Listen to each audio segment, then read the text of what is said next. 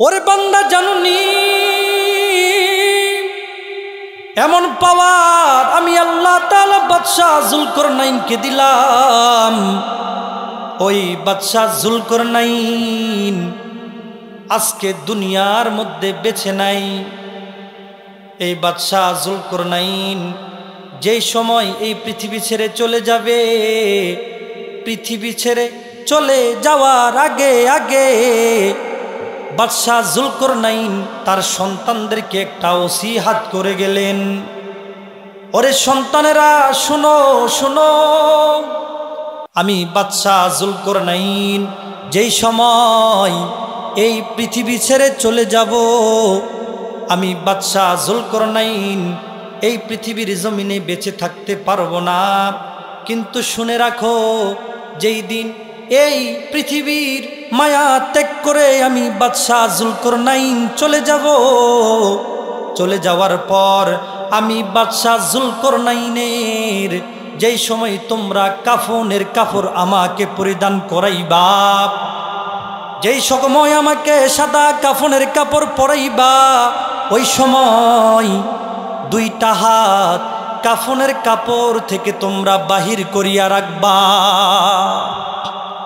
এমন একটা নসিহাত যখন বাদশা যুলকরনাইন করলো তার সন্তানদেরকে, তার সন্তানেরা হতবাক হয়ে গেল। হাইরে, আমার বাবা এমন একটা নসিহাত কেন করলো? জানার জন্য আগ্রহ জাগলো। বাদশা যুলকরনাইনের সন্তানেরা বাবার কাছে গিয়ে বলতেছে, ওগো বাবা, বুঝলাম না গো বাবা, এমন ওসিহাত কেন করলেন? বাদশা যুলকরনাইন ডাক দিয়ে বলতেছে, আমি শত বড় বাদশা হইতে পারি, এই পৃথিবীর রাজত্ব করতে পারি, জানুনি আমি কিন্তু এই পৃথিবীর মধ্যে বেঁচে থাকতে পারবো না।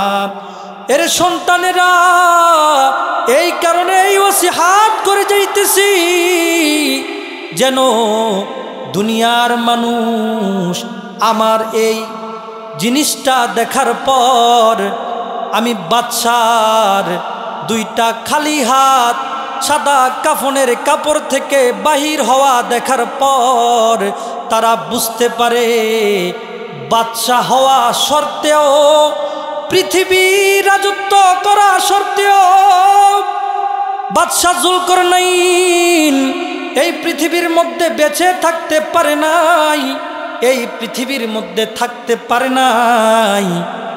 আমি বাদশা যুলকরনাইনের এমন অবস্থা দেখার পর মানুষ যেন শিখতে পারে, আমি বাদশা যুলকরনাইনের এমন জায়গা দেখার পর তারা যেন বুঝতে পারে একদিন আমাদেরকেও চলে যেতে হবে।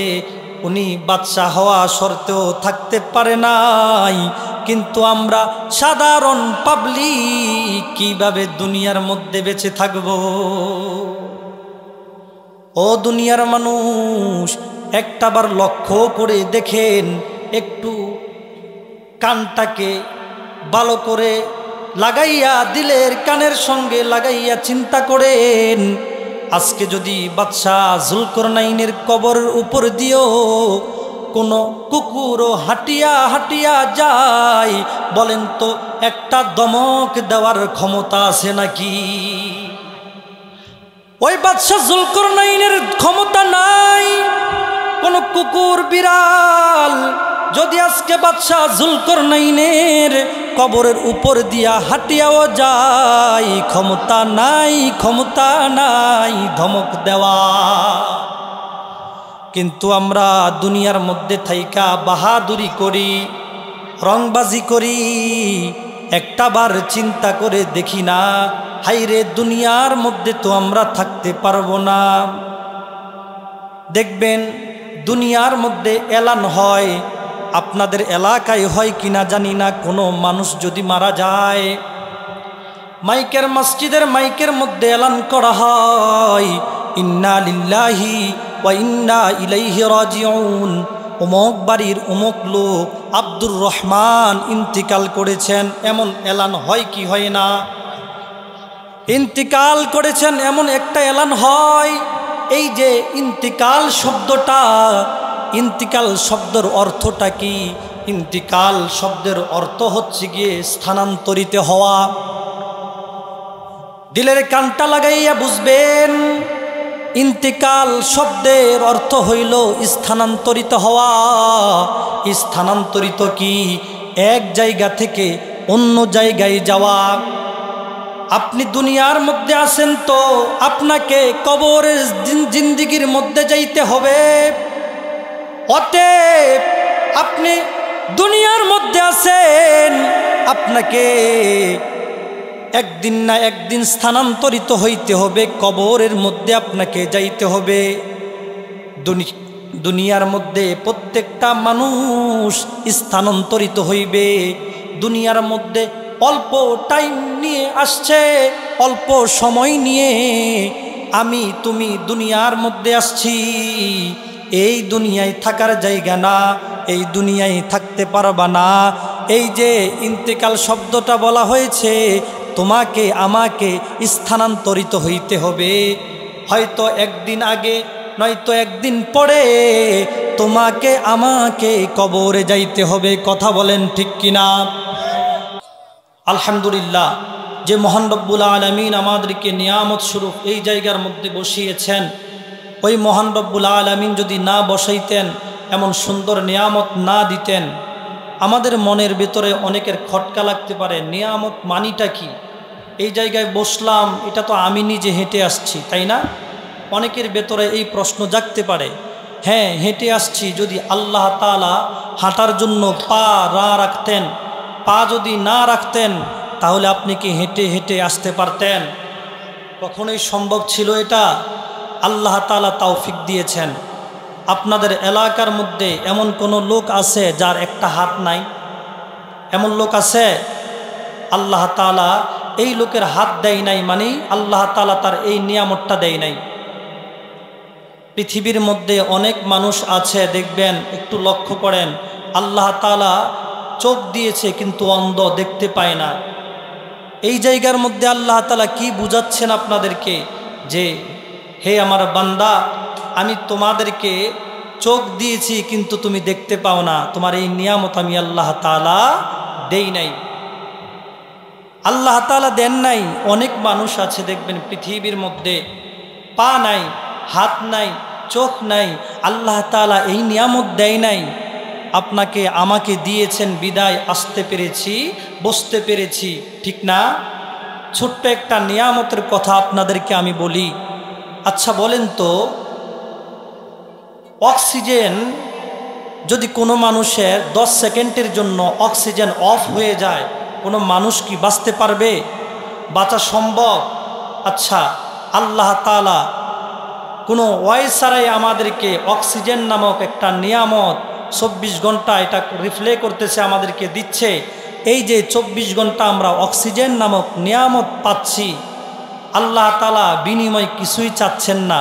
আচ্ছা বলেন তো, আল্লাহ তাআলা যদি এই জিনিসটার মধ্যে কঠিন করে দিতেন, আল্লাহ তাআলা যদি বলতেন, বান্দা তুমি যদি ফজরের নামাজ পড়ো তাহলে আমি তোমাকে জোহর পর্যন্ত অক্সিজেন দেব, উপায় থাকতো আমাদের?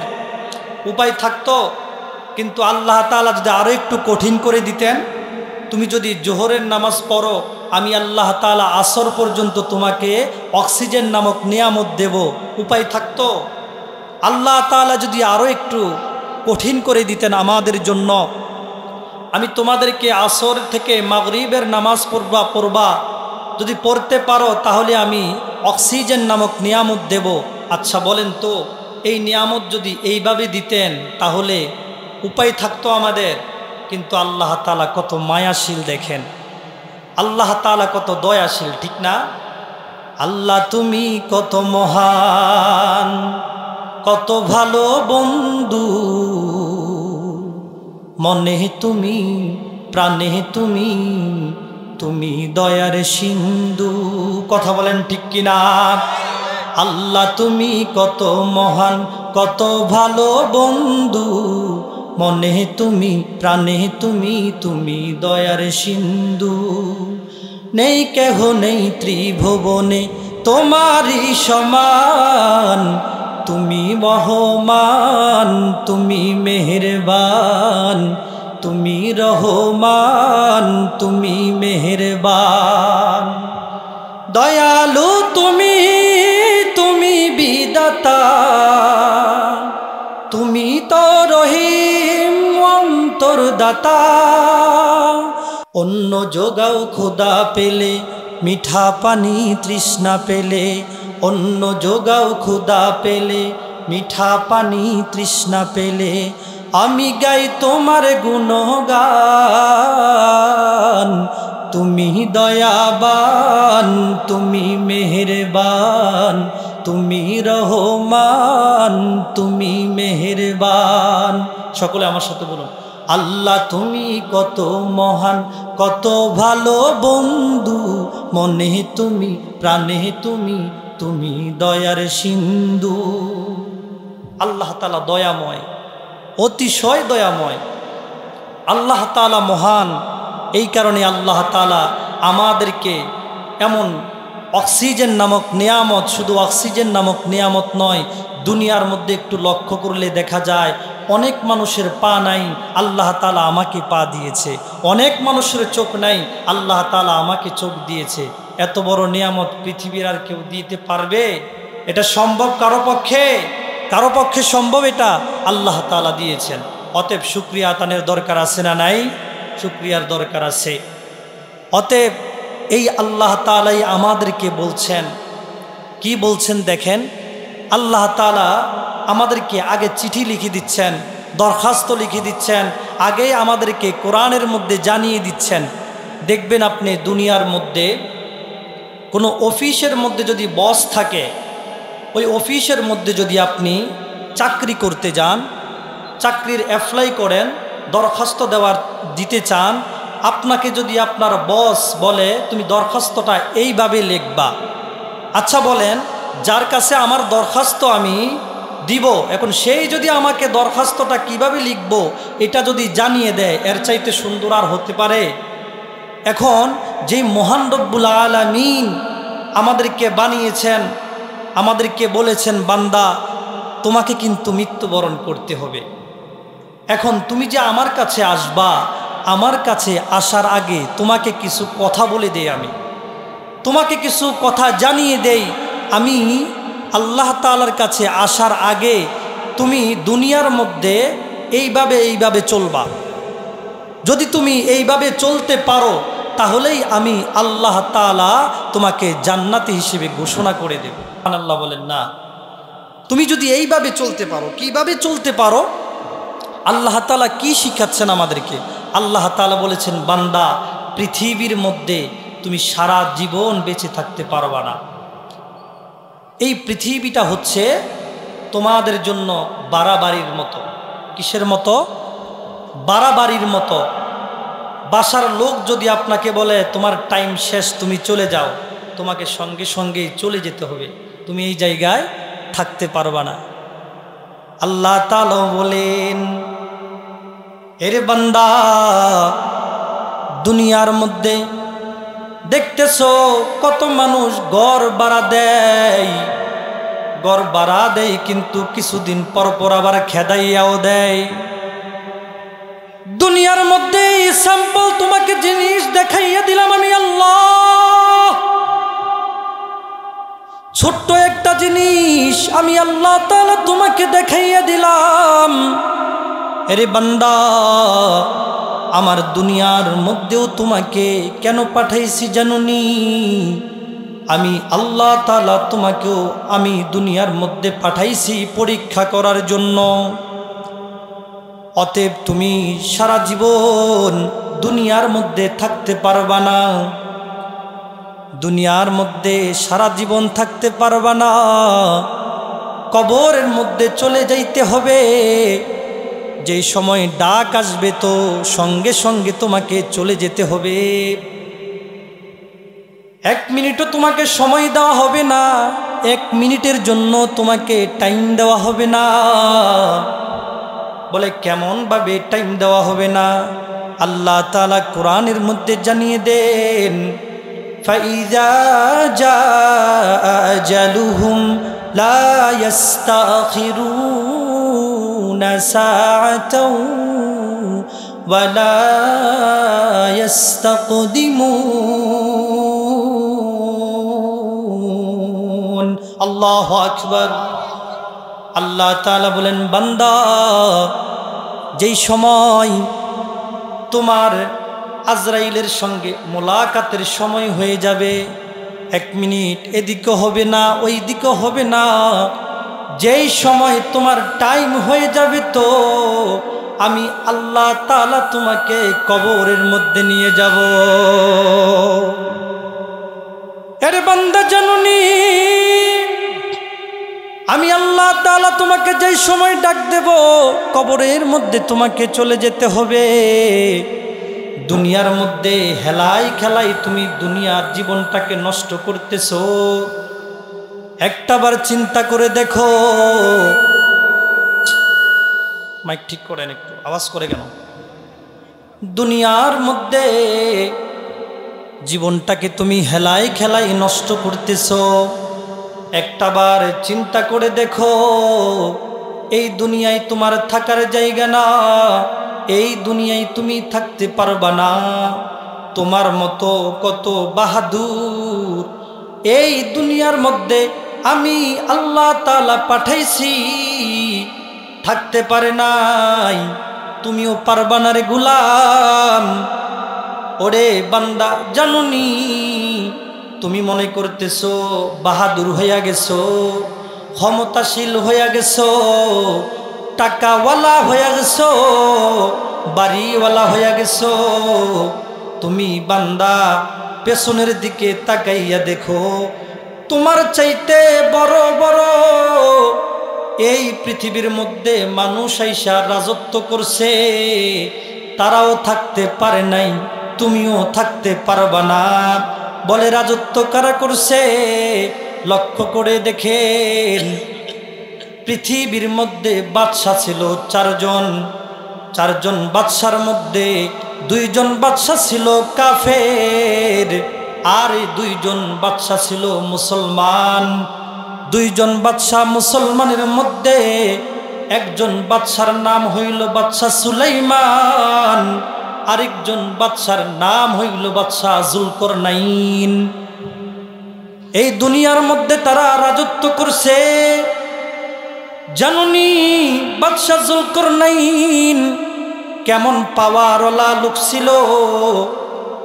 আল্লাহ তাআলা তাকে এমন এক মুজিজা দিয়েছিল, এমন এক পাওয়ার দিয়েছিল, সে একটা মুজিজার গুড়া ব্যবহার করত। প্রত্যেকটা চাবুকের আগাতে আগাতে ওই গোড়াটা 12,000 মাইল গিয়া দূরে পড়তো। সুবহানাল্লাহ। এই যে কবরের মধ্যে যাব, এই কবর জগৎ হাদিসের মধ্যে আছে, এই কবর জগতের আরেকটা নাম হইল আলমে বরজখ। বলেন তো কি? আর জোরে বলুন, আলমে বরজখ। আলমে বরজখের নাম হইল কবর জগৎ। এই আলমে বরজখের মধ্যে যারা দুনিয়ার মধ্যে ভালো কাজ করে কবরে যাইবে, তারা কবরের মধ্যে আলমে বরজখের মধ্যে শান্তিতে থাকবে। যারা কবর জগতের মধ্যে শান্তিতে থাকবে, তারা দুনিয়ার মধ্যে ভালো কাজ করে গেছে। আর যারা দুনিয়ার মধ্যে খারাপ কাজ করছে, তারা আলমে বরজখের মধ্যে আগুনের মধ্যে জ্বলতে হবে, শাস্তির মধ্যে পড়ে যাইবে। বলে আলমে বরজখ কোন দিন আমাদের শেষ হবে? আলমে বরজখ শেষ হবে কোন দিন? আল্লাহ তাআলা কোরআনের মধ্যে জানাইয়া দেন, অনুফিখ ফিস সূরি ফাসাইকা মান ফিস সামাওয়াত মান ফিস সামাওয়াতি ওয়া মান ফিল আরদি ইল্লা মান শাআল্লাহ। আল্লাহ তাআলা জানাইয়া দেন, বান্দা যেই দিন প্রথম সিংগাই ফুৎকার দেওয়া হবে, ইসরাফিল যেই দিন প্রথম সিংগাই ফুৎকার দিবেন, ওই দিন আল্লাহ তাআলা জানাইয়া দেন সিংহায় ফুৎকার দেওয়া দিতে দেরি আসমান এবং জমিনের সমস্ত মখলুকাত বেহুশ হইয়া যাবে, জ্ঞান হারাইয়া যাইবে। ওরে বান্দা জানুনি, মুফাসসিরিনে কেরাম বলেন শুধু যে তারা জ্ঞান হারাইবে বিষয়টা এমন নয়, জ্ঞান হারানোর পর তাদের মৃত্যু ঘটবে। তাহলে বোঝা গেল মৃত্যু ঘটার পর তারাও আলমে বরজখের মধ্যে যাইবে। আলমে বরজখের মধ্যে যাওয়ার পর দ্বিতীয় ফুৎকারটা কখন হবে, দ্বিতীয় ফুৎকারটা কখন দেওয়া হবে আল্লাহ তাআলা জানাইয়া দেন। হাদিসের মধ্যে পাওয়া যায় আবু হুরায়রা রাদিয়াল্লাহু তাআলা আনহু বলেন দ্বিতীয় ফুৎকার দেওয়া হবে 40 পর। এক সাহাবী জিজ্ঞেস করতেছেন 40 পর মানে কি? ওই সময় বলতেছে 40 দিন নাকি, বলে না। 40 বছর নাকি, বলে না। 40 মাস নাকি, বলে না না না। বলে 40 বছর নাকি, বলে না। বলেন তো দ্বিতীয় ফুৎকার দেওয়ার সময়টা যিনি জানেন তিনি কে? মহান রব্বুল আলামিন জানেন দ্বিতীয় ফুৎকার কখন দেওয়া হবে। আল্লাহ তাআলা বলেন যে সময় দ্বিতীয় ফুৎকার দিবেন সুম্মা নুফিখা ফীহি উখরা ফাইযা হুম কিয়ামুন ইয়ানজুরুন। আল্লাহ তাআলা যখন ফেরেশতাকে অর্ডার দিবেন ইসরাফিল আলাইহিস সালাতু ওয়াস সালাম যেই সময় দ্বিতীয় ফুৎকার দিবেন, দ্বিতীয় ফুৎকার দিতে দেরি সঙ্গে সঙ্গে আলমে বরজখ থেকে সকল মানুষ উঠে যাবে। কিয়ামতের ময়দানে দেখবে, চোখ খোলার পর তারা দেখবে কিয়ামতের ময়দানে তারা চলে আসছে। ওই সময় আলমে বরজখের মধ্যে থাকা অবস্থায় যেই লোকগুলো অশান্তিতে ছিল, আযাবের মধ্যে ছিল, তারা বলতে থাকবে হাইরে এমন একটা জায়গা থেকে আমাদেরকে কে এমন একটা জায়গার মধ্যে নিয়ে আসছে। কিয়ামতের ময়দানের অবস্থা দেখার পর তারা এই কথা বলা শুরু করবে। আল্লাহ তাআলা জানাইয়ে দেন ওয়াইযা নুফিখা ফিস-সূরি ফাইযা হুম মিনাল আজদাসি ইলা রাব্বিহিম ইয়ানসিলুন। আল্লাহ তাআলা জানাইয়া দেন যেই সময় দ্বিতীয় ফুৎকার হয়ে যাবে মানুষগুলো ঘুম থেকে উঠে যাবে, দাঁড়াইয়া যাবে। মানুষগুলো ওঠার পর আল্লাহ তাআলার দিকে রওনা দিতে থাকবে, দৌড়াদৌড়ি আরম্ভ করবে। আল্লাহ তাআলার দিকে দৌড়াদৌড়ি আরম্ভ শুরু করবে। ওই সময় ওই লোকগুলো বলতে থাকবে ক্বালু ইয়া ওয়াইলানা মান বা'সানা মিন মারকাদিনা হাযা মা ওয়া'দার রহমান ওয়া সাদাকাল মুরসালুন।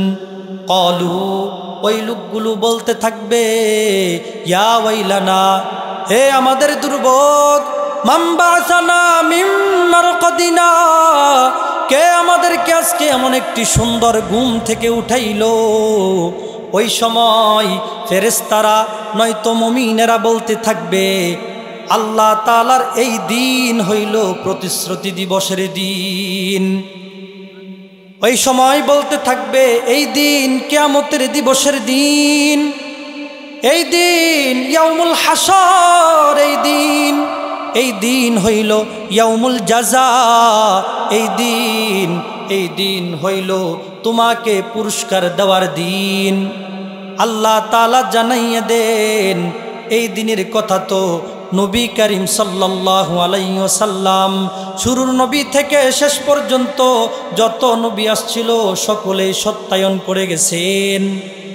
ও দুনিয়ার মানুষ, আল্লাহ তাআলা এই জায়গার মধ্যে আমাদেরকে দাঁড় করাবেন কিয়ামতের ময়দানের মধ্যে। আমরা যখন কিয়ামতের ময়দানের মধ্যে উঠে যাব, আমরা সকলেও যেই রকমভাবে নাফসি নাফসি করব, ওই সময় দুনিয়ার কাউকে তুমি পাইবা না তোমাকে সুপারিশ করবে। এমন একটা জায়গার মধ্যে কেউ থাকবে না, ওই সময় একজনই থাকবে, একজনই তোমার আমার খোঁজ নেবে। বলেন তো সে কে? আমার নবী, তোমার নবী, বিশ্ব নবী, নবী করিম সাল্লাল্লাহু আলাইহি ওয়াসাল্লাম। কথা বলেন ঠিক কিনা? আজকে আমরা এই নবীকেই ভুলে গেছি, এই নবীর খবর নাই, এই নবীর খবরও ঠিক মতো রাখতে পারি না। আমরা এই লোককে ভালোবাসি, ওই লোককে ভালোবাসি, বাবাকে ভালোবাসি, ল্যাংটা বাবাকে ভালোবাসি, অমুক বাবাকে ভালোবাসি, তুমক বাবাকে ভালোবাসি, কিন্তু আমার নবীকে আমরা ভালোবাসতে জানি না। কথা বলেন ঠিক কিনা? এখন মানুষের মুখে মুখে শুধু বাবা আর বাবা, নবীর কথা মুখে নাই। যদি ভালোবাসতেই চান, কাকে ভালোবাসবেন? নবীকে ভালোবাসবেন। কাকে ভালোবাসবেন? নবীকে ভালোবাসবেন। সকলে পারবো তো ইনশাআল্লাহ? তাহলে সকলে আমার সঙ্গে বলুন, ভালো যদি বাসতে হয় নবীকে বাসুন, মন যদি দিতে হয় নবীকে দিও। ভালো যদি বাসতে হয় নবীকে বাসো, মন যদি দিতে হয় নবীকে দিও। ও নবী তো रहने वाला, नबी बचाने वाला, नबी तो रहने वाला, नबी बचाने वाला। प्राणेर চেয়ে প্রিয় তাই নবীকে জানো, ভালো যদি বাসতে হয় নবীকে বাসো, মন যদি দিতে হয় নবীকে দিও। ভালো যদি বাসতে চাও নবীকে বাসো, মন যদি দিতে চাও নবীকে দিও। কথা বলেন ঠিক কিনা? তাহলে ভালোবাসতে হবে কাকে? যেই নবী কাল কিয়ামতের ময়দানে আমাদের জন্য সুপারিশ করবে। কথা বলেন ঠিক কিনা?